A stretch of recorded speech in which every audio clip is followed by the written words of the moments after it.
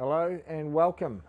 I've contemplated this for some time. Like a lot of people living in Australia, I'm deeply concerned about the situation in regards to race and the hurt that's been demonstrated across our country.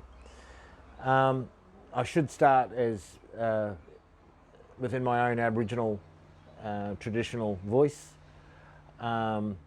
which is reflection of obviously conservatively 60 to 80,000 years connection I have to this country, which drives my passion. Yamaginda, Gomeroi Native Didiamandu, Gabiyinda, Kalbangunagal, Dagan, Gabiyinda. What's already obvious with such an introduction is that living in Australia is the segregation and the lack of understanding. Let's look across the ditch at Aotearoa, New Zealand, where if I was to make a similar introduction within one of the many Māori dialect, haere mai, tēnā koutou, tēnā koutou, tēnā koutou, 60–70% of the population, no matter what race, no matter what colour, would have a very good understanding of what it was I'm saying. Yet here in Australia, using my own Aboriginal language, I don't think there's many people watching this video would have any idea what it is I'm actually saying. So the first question you've got to ask yourself, how is it that you've been in this country for 222 years and you have no idea in regards to Aboriginal languages? Immediately that shows a lack of understanding, sensitivity, communication, and also segregation. And of course that has reached boiling point in the last 6 weeks. It really began in Reconciliation Week of all times. You know, Reconciliation Week is about us coming together.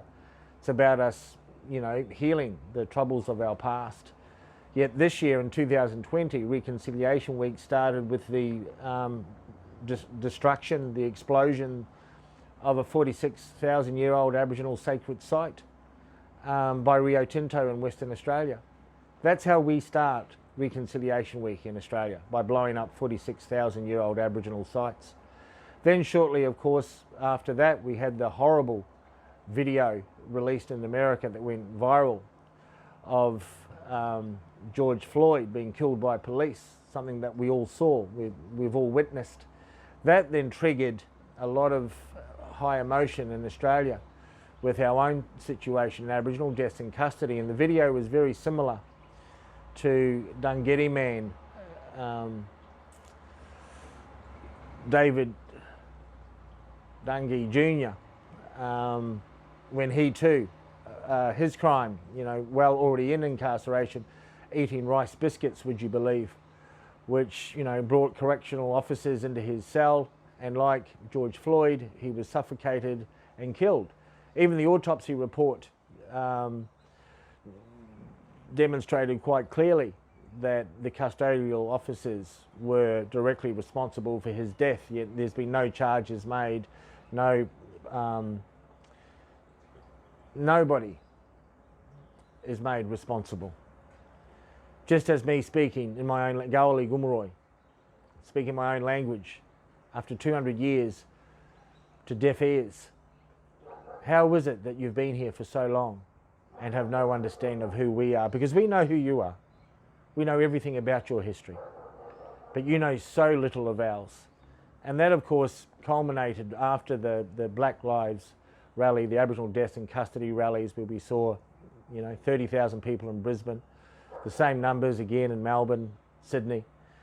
And you know, that led to an extraordinary statement from our Prime Minister, who's made a number of extraordinary statements since he got in office, about there being no slavery in Australia. The spin doctors got to him very quickly. Within 2 days, he changed. As an academic, I've got notes, fact notes, because part of the problem is the lack of truth-telling. And then he amended that statement, but stood by the fact that his belief that when the colony of New South Wales was founded, there was no slavery. This quite simply is not true. And this is the real problem of what we have on, in Australia, is this absolute denial of truth, this absolute denial of history, which is why I'm here today. Trying to give, what evidence I can to support my brothers and sisters who are on the street. Black Lives Matter, Aboriginal Deaths in Custody, Warriors for the Aboriginal Resistance, we're all in this together. As I said, it's simply not true. A university study in London actually traces what happened, and that slave ownership funded the Australian Federation. People are not aware that when slavery was abolished in the 1700s, slave owners were compensated for the fact that they had to give up this free labour, these slaves. Calculated wage values around the time was £16.5 billion. This is in the 1700s. This is quoted from Manning, 2013. This is an extraordinary amount of money. That money, much of which many of these slave owners, these slave traders, came to Australia with this incredible wealth, and they became the fathers of the White Australia policy, and they brought with them their trades of influence. It's why, even though the environment, and we've seen the damage that's done in the last 222 years to our waterways, to, we've created a pristine, lucky country, absolutely fertile. People aren't aware, again, the saying the lucky country comes from that we have 7 different landscapes in Australia, and no matter where you went in that colonisation period, everything was as fertile as it possibly could be, hence the saying the lucky country. Well, thank you, Bruce Pascoe and Dark Emu and Bill Adich, how the Aborigines built Australia. Something that we knew, as along with our language, that you don't know, is that wasn't luck at all. That was 80,000 years of pristine land management, care and maintenance, which has now been documented and finally been understood as fact. And what we've done in 220 years of occupation is we've turned that fertile, lucky country into a dust bowl. And we've all been witness to the significance and the damage that's done to our environment. Well, that came from cotton, that came from sugarcane, which came from the fathers of the Australian Federation who were slave owners. That's the truth. And that's what's been denied. It's very pertinent to my heart. My children, their mother, her grandmother was a slave. That's right. My children's grandmother was a slave, Alice James, a very well-known Aboriginal elder who only passed in 2008. That's how recent the history is we're talking. And she actually had a yoke as for cattle that, was fastened to her neck as a young child. And she kept that yoke all her life. And my children saw that yoke. And she had that in her possession right until she passed in 2008. Then, of course, we have the blackbirding, which between 1842 and 1904, thousands, and we're talking thousands of people from the South Pacific Islands were forced to work as slaves, particularly in Queensland, in what is now worth a $2 billion export industry for sugar. We're not even talking about cotton yet. We're not even talking about the pearling industry.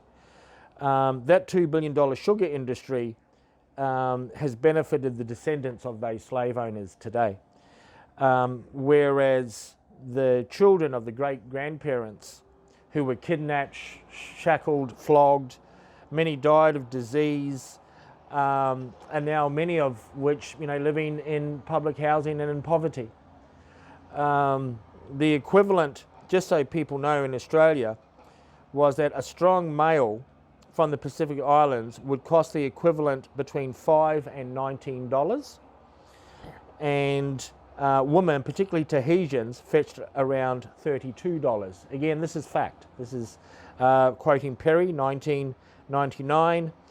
And then from the 1870s, of course, we had our own people, Aboriginal people, the Malays, the Timorese.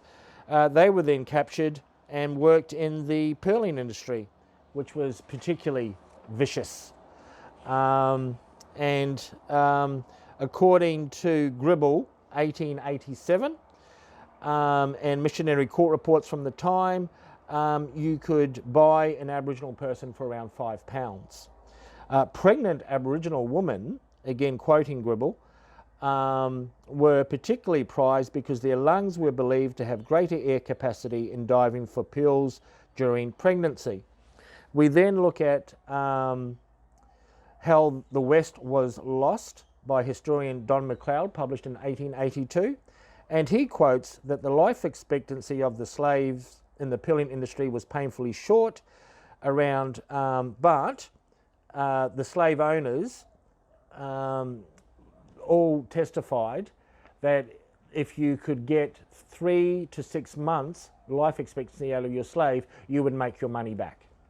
So that's the reality of slavery in this country. Not only did it happen, it was horrific, it was brutal.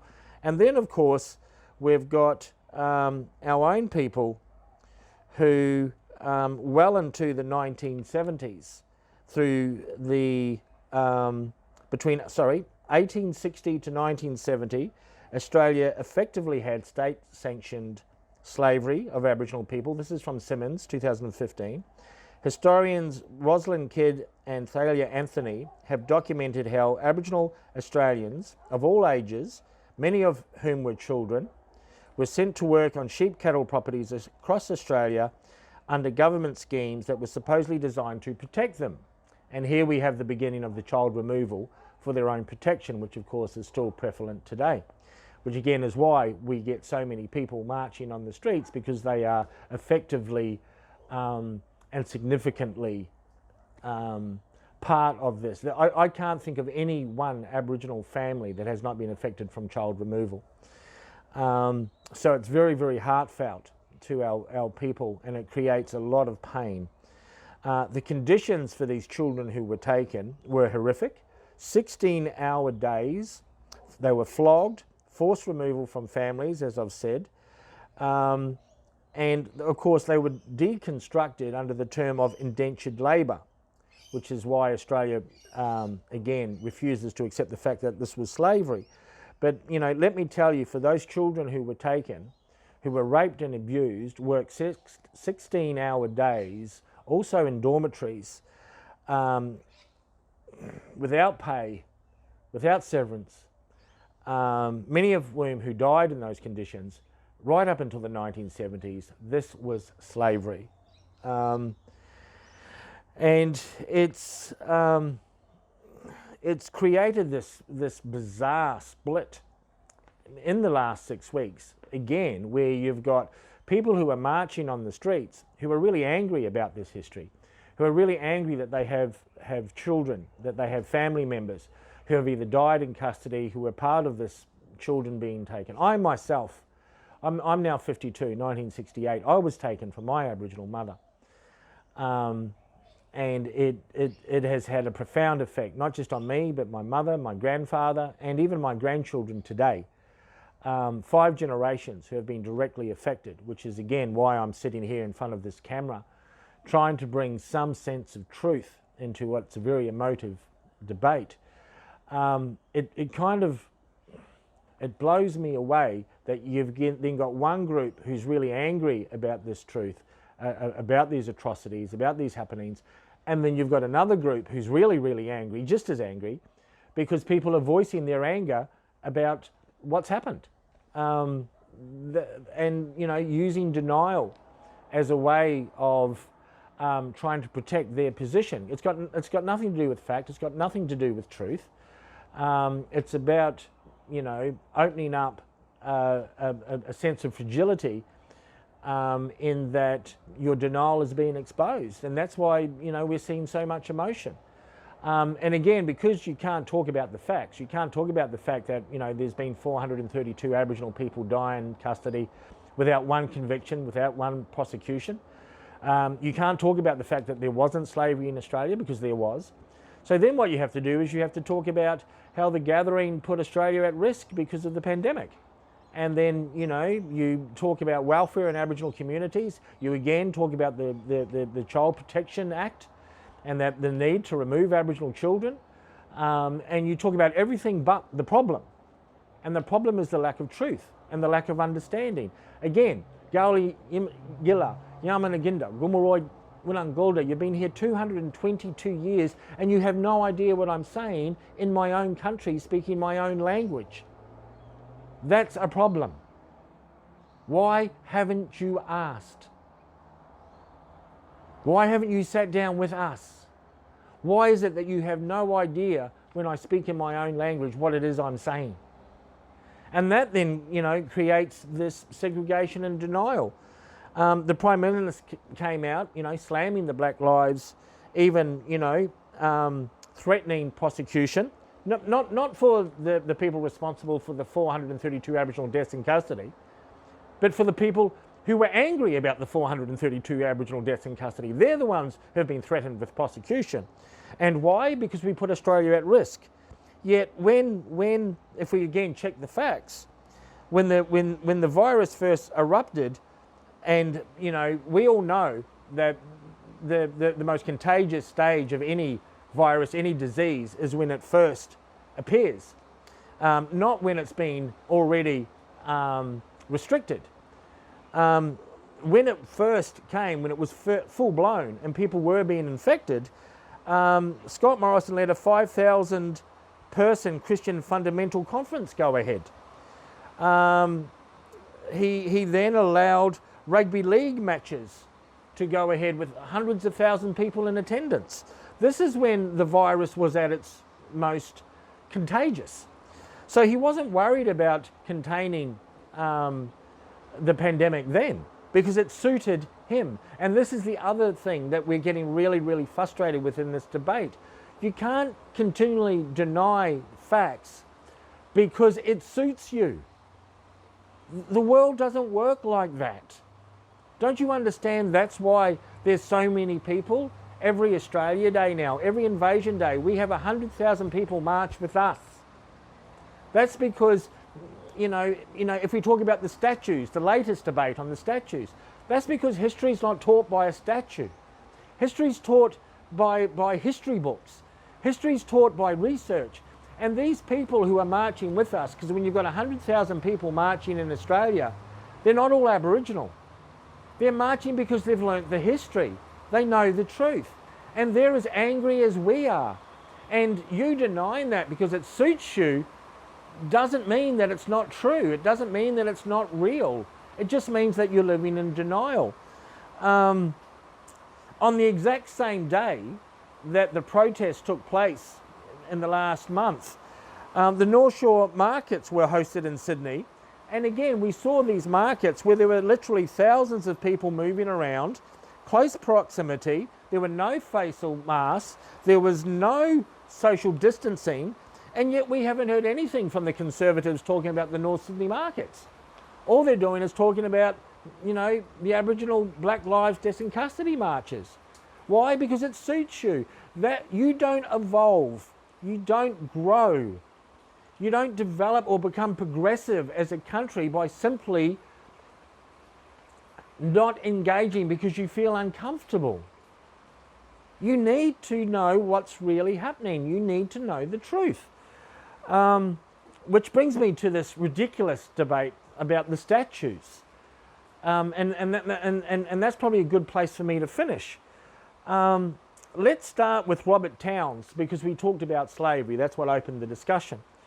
Robert Towns has a statue in the middle of the Townsville main street. The monument celebrates, and I quote, his entrepreneurial wisdom in being a founding father of Townsville. And here's our hypocrisy. He was a father of blackbirding. He wasn't entrepreneurial. He engaged in the stealing of labour of young men and women from the South Pacific and brought them to Townsville to work as slave labour, where many of them died. That's who this guy is. And we have a statue commemorating, and again, because it suits people, not just commemorating, but praising him. Yeah, as well as James Cook, and don't get me started on James Cook.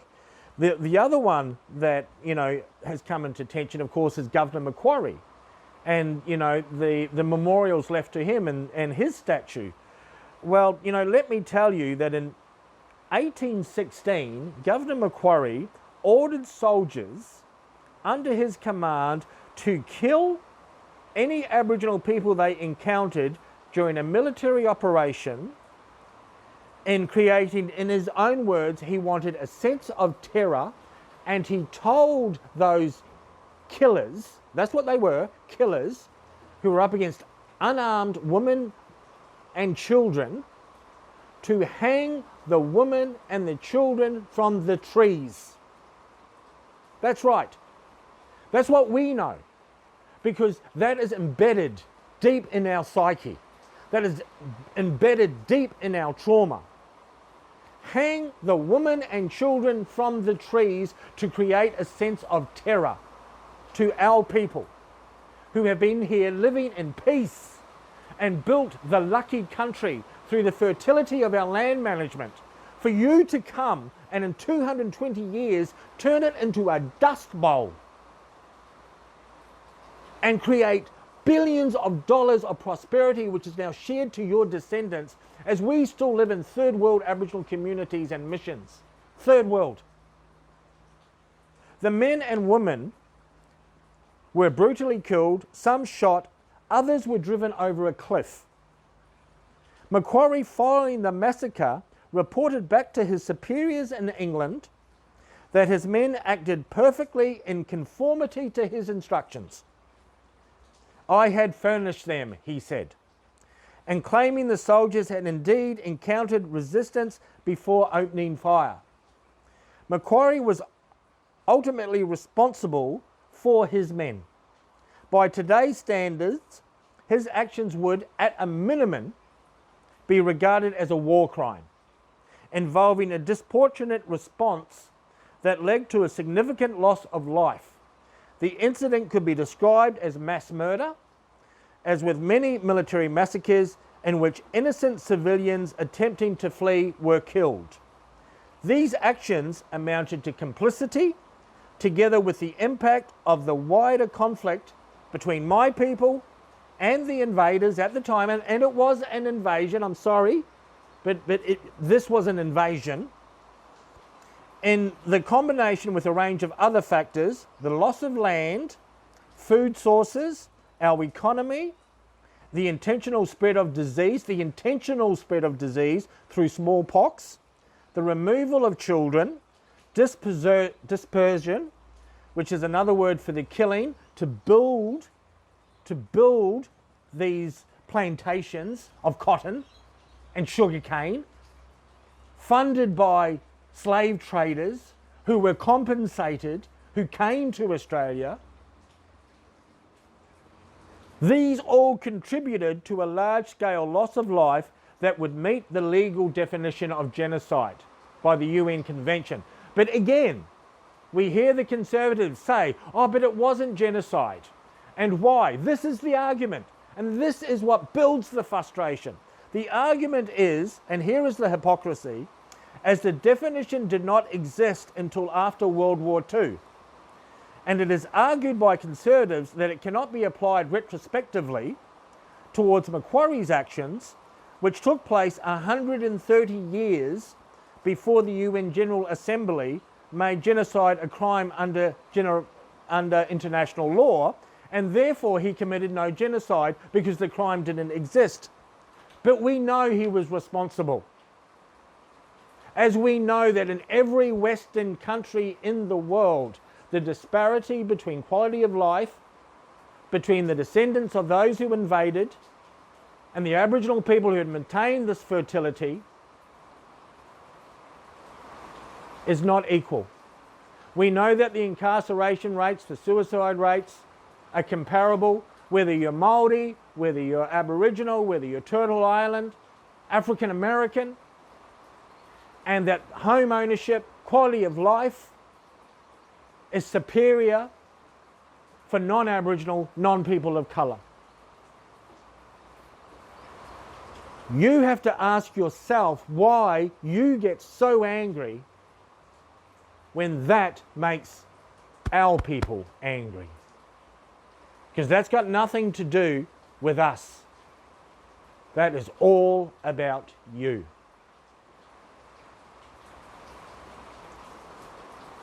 Yanai, ungali yanai. Nyamene gendo Gomeroi Wanangolda. Diriamandu.